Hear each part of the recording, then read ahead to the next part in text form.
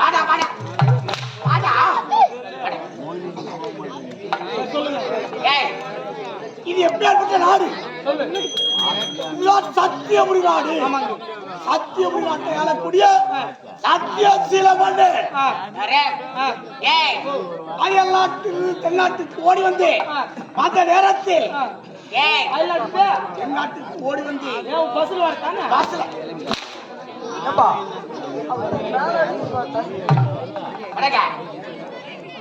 அந்த நேரத்தில் சத்தியபுரி நாட்டு மன்னரும்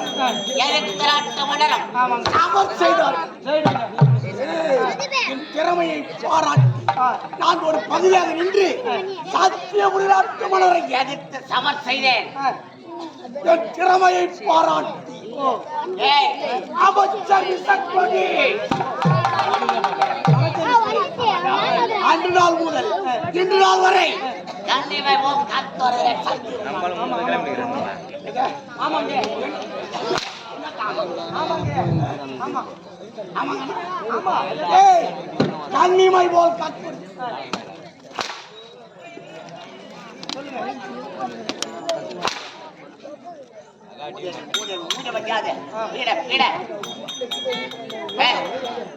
வாய் தர மாட்டியா? சொல்லுங்க, வாய் தர சொல்லுங்க.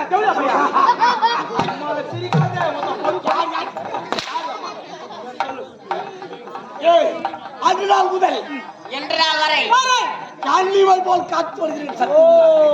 ஆமா ஆமா ஆமா. எனக்கு பதவி பெற்றுவிட்டு, ஆனால் என் தம்பி ஆள வந்தார் பதவி பெறாமல் இருக்கிறான். சமைத்து கொண்டிருக்கிறான். தம்பி, காலங்கள் வரும் அர நேரத்தில் உனக்கு தகுதியான பதவி இருந்தபடியும் சத்தியபுரி நாட்டு உங்களை சந்திக்க வேண்டும். புறப்படி போகலாம்.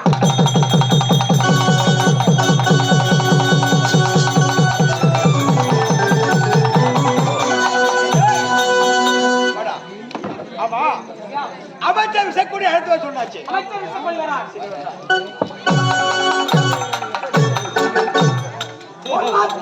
உள்நாட்டு மன்னரவர்களே, அமைச்சர் விசைக்கூடி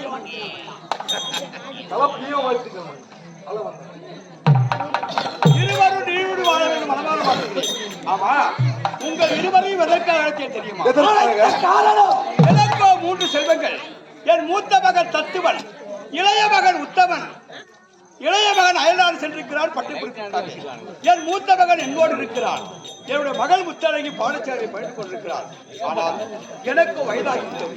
அதனால் இந்த நாட்டின் பொறுப்பை என் மூத்த மகனுக்கு ஒப்படைத்து விட்டு நான் ஓய்வு பெறலாம் என்று மனதுக்குள் என்ன பல்லர் வார்த்தைக்கு மறுவார்த்தை உரைக்கிறது என்று அமைச்சர் அப்படியா?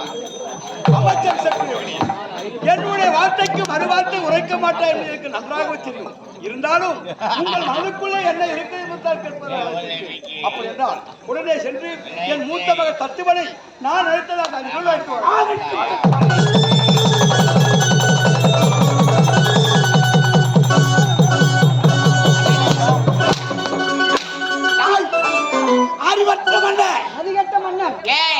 மதிகட்ட மன்னன் பார்த்தாயா?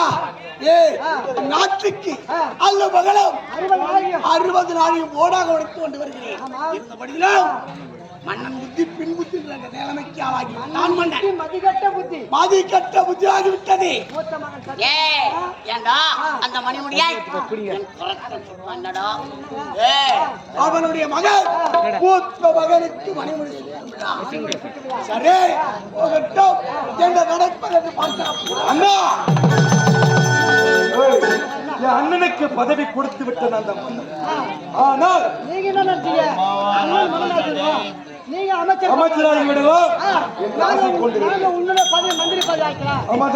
எனக்கு மனக்கோட்டை கட்டி வச்சுட்டான். ஏமாத்திட்டா அந்த மன்னன்.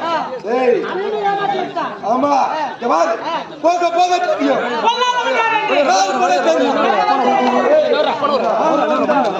முடிவு தெரியுண்டா பின்னோடு. இப்ப வாட என்னோடு போற தம்பிகளா